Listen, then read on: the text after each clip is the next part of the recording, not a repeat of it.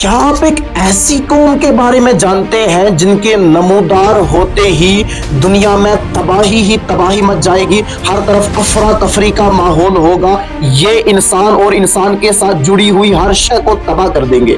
ان کے بارے میں رسول اللہ صلی اللہ علیہ وسلم نے ارشاد فرمایا، ان قریب عربوں پر بہت بڑی مصیبت آ رہی ہے کیونکہ یاجوج اور ماجوج کی دیوار میں سوراخ ہو چکا ہے۔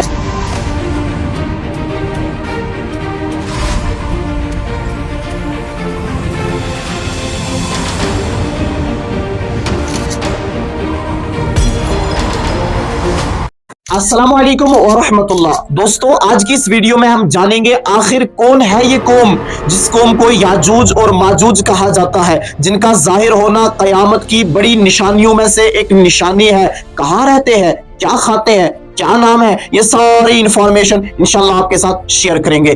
اس سب سے پہلے ہم ایک چھوٹی سی کہانی سناتے ہیں۔ ایک بادشاہ جس کا نام حضرت سیدنا ذوالقرنین رضی اللہ تعالی عنہ تھا۔ یہ بادشاہ نوح علیہ السلام کے بیٹے سام کی اولاد میں سے تھا اور حضرت سیدنا ابراہیم علیہ السلام کے ہاتھ پر اسلام قبول کیا۔ اسلام قبول کرنے کے بعد کئی سال حضرت سیدنا ابراہیم علیہ السلام کی صحبت میں رہا۔ صحبت میں رہنے کے بعد انہوں نے اپنی زندگی کے تین سب سے بڑے سفر کیے۔ ایک سفر ایسٹ کی جانب کیا، دوسرا سفر ویسٹ کی جانب کیا اور تیسرا سفر نارتھ کی جانب کیا۔ جو سفر ایسٹ اور ویسٹ کے تھے وہ ہم کسی اور ویڈیو میں انشاءاللہ آپ کے ساتھ شیئر کریں گے، لیکن آج کا جو سفر ہے وہ نارتھ کی جانب یعنی شمال کی جانب کیا گیا۔ ذوالقرنین رضی اللہ تعالی عنہ کا سفر آپ کے ساتھ دوستو، ذوالقرنین رضی اللہ تعالی عنہ نے ایسٹ ترکستان کی طرف سفر کیا۔ جب سفر کر کے ایک مقام پہ پہنچے تو وہاں پر آپ نے دو بڑے بڑے پہاڑوں کو دیکھا اور دو پہاڑوں کے درمیان ایک بہت بڑی وادی کو دیکھا اور وہاں پر آپ کی ملاقات کچھ آبادی سے ہوئی جن کی زبان سمجھنا ذوالقرنین رضی اللہ تعالی عنہ کے لیے بہت ہی مشکل تھا۔ آخرکار اشاروں کی وجہ سے ان کی گفتگو کو سمجھ پائے اور انہوں نے ذوالقرنین رضی اللہ تعالی عنہ سے ایک شکایت کی۔ فرمایا، حضرت ہمارے یہاں پر ایک قوم پائی جاتی ہے جس قوم کا نام یاجوج اور ماجوج ہے، وہ ہمیں ستاتے ہیں، ہمارا جتنا بھی پیداوار ہے اس کو کھا جاتے ہیں، ہمارے پانی کو پی جاتے ہیں اور ہمیں قتل کر جاتے ہیں، وحشی ہے وہ، ان میں انسانوں والی خصلت نہیں پائی جاتی، ہم پہ ظلم و ستم کیا جاتا ہے۔ یہاں سے یاجوج اور ماجوج کی سٹوری جو ہے وہ کھل کے سامنے آتی ہے۔ کون ہے یہ قوم یاجوج اور ماجوج جن کا ذکر قرآن مجید کی دو سورہ کہف کی آیت نمبر 96 ٹو آیت نمبر 100 تک اور سورہ انبیاء کی آیت نمبر 96 میں جن کا ذکر کیا گیا ہے، اور حدیث پاک کی کئی کتب جیسے صحیح بخاری، صحیح مسلم، مسند امام احمد، ابن ماجہ جیسی اور کئی کتب میں ان کا ذکر کیا گیا ہے، اور کم از کم 15 سے 20 تک احادیث میں ان کا ذکر موجود پایا جاتا ہے۔ تو آپ جانتے ہیں نوح علیہ السلام کے 3 بیٹے تھے، سام، یام اور یافس۔ یہ جو یاجوج اور ماجوج ہے یہ یافس کی قوم کے ایک فسادی گروہ ہے جو کو کاف سے نکل کر Middle East, Central Asia, Europe اور چائنا کے بہت سارے علاقوں میں آباد ہو گئے۔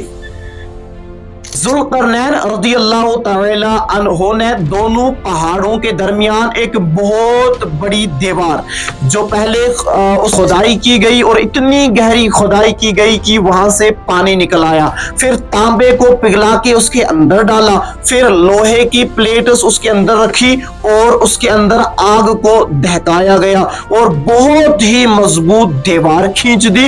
یہ سارے یاجوج اور ماجوج جتنے بھی یہ قوم تھی یہ ساری اس دیوار کے پیچھے چلی گئی۔ اب یاجوج اور ماجوج کے قد کے متعلق اگر بات کی جائے تو ان کے قد روایتوں میں چھوٹے بتائے جاتے ہیں، چہرے جو ہیں وہ چوڑے بتائے جاتے ہیں، آنکھیں جو ہے چھوٹی چھوٹی بتائی جاتی ہیں اور بال موٹے والے یاجوج اور ماجوج ہمیشہ کوشش کرتے ہیں کہ ہم اس دیوار کو توڑ کر دنیا پہ پھر سے قابض ہو جائیں، لیکن اللہ عز و جل کی حکمت ہے کہ اللہ تعالیٰ ان کو یہ توفیق ہی نہیں دیتا، طاقتور ہونے کے باوجود بھی وہ دیوار کو توڑ نہیں پاتے۔ इनका काम यह है कि ये सुबह उठकर दीवार को तोड़ने की कोशिश करते हैं और ये कोशिश जो है वो मुसलसल शाम तक जारी रहती है। कुछ हद तक ये दीवार को गिरा भी देते हैं, लेकिन शाम में इनका एक बंदा आके कहता है कि आए अब सुबह कोशिश करेंगे। जब सुबह आके देखते हैं वो दीवार फिर से बराबर हो जाती है। लेकिन कुर्ब क़यामत में जब ईसा अलैहिस्सलातु वस्सलाम दज्जाल को कत्ल करेगा और दुनिया में थोड़ा सा सुकून पैदा होगा और दुनिया थोड़ा इत्मीनान की सांस लेगी, एक दिन अचानक एक दिन ऐसा आएगा कि इनमें से एक बंदा आएगा और कहेगा इंशाअल्लाह आज हम दीवार को तोड़ ही देंगे। तो इंशाअल्लाह की ऐसी बरकत होगी कि इनकी कोशिश की वजह से वो दीवार टूट जाएगी। अब जैसे ही दीवार टूटेगी, अब ये जोर से जमीन पर दाखिल होंगे और जाहिर होंगे। जैसे ही ये दौड़ेंगे हर तरफ अफरा तफरी। इनकी तादाद इतनी ज्यादा बताई जाती है कि जब ये दीवार तोड़ के बाहर निकलेंगे तो एक नदी होगी जिसका नाम बहीरा तबरिया है, लेक टाइबेरियस जिसको कहा जाता है, उसके पास पहुंचेंगे तो इनका जो पहला ग्रोह होगा वो उसमें से पानी पिएगा और जो पानी पीकर आगे बढ़ेंगे, जब आखिरी ग्रोह वहां तक पहुंचेगा उन्हें ऐसा लगेगा कि नदी में कभी पानी था ही नहीं। जमीन पर इनको इंसान मिले, जानवर मिले, इनको कूड़ा मिले, ये जंगलों को, इन दरख्तों को, पेड़ पौधों को, यहाँ तक कि कुत्तों को, सांपों को, सबको खा जाएंगे। और अल्लाह अज़्ज़ा व जल करीम की तरफ से हजरत सैयदना ईसा अलैहिस्सलाम को हुक्म होगा कि वो अपने हमवारियों को साथ लेकर कोहे तूर पर चढ़ जाएंगे। जब ये तमाम दुनिया को खा के खत्म कर देंगे और दुनिया में हर एक चीज को फना करेंगे, फिर हजरत सैयदना ईसा अलैहिस्सलाम इनकी तबाही के लिए दुआ फरमाएंगे।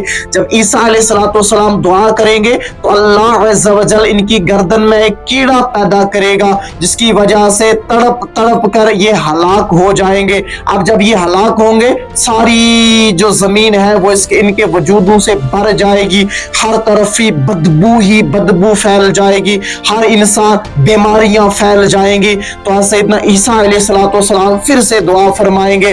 अब रिवायतों में फरमाया जाता है दो तरीकों से उस पे कंट्रोल होगा। पहली रिवायत फरमाई जाती है कि अल्लाह अज़्ज़ा व जल करीम की तरफ से बारिश नाजिल की जाएगी और दूसरी रिवायत यह है कि एक परिंदा आएगा जो इनकी वजूद को उठाकर वहां ले जाएगा जहां अल्लाह अज़्ज़ा व जल बेहतर जानता है। इस तरह एक बहुत बड़ी कौम का खातिमा हो जाएगा। इसलिए डू सब्सक्राइब। सल्लल्लाहु अलैहि हबीब सल्लल्लाहु तआला अला मुहम्मद।